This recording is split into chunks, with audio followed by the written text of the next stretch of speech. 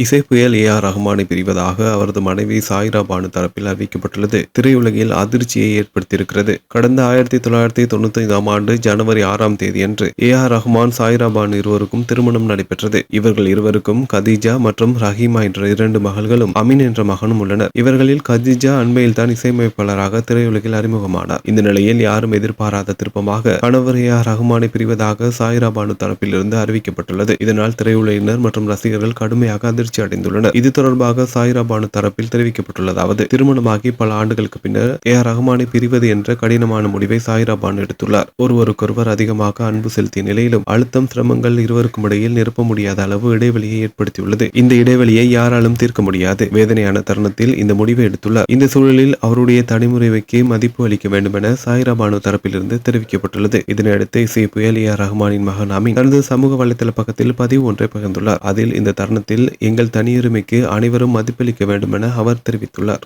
உலக நடப்புகளை உடனுக்குடன் அறிந்திட News 21 தமிழோடு இணைந்திருங்கள்.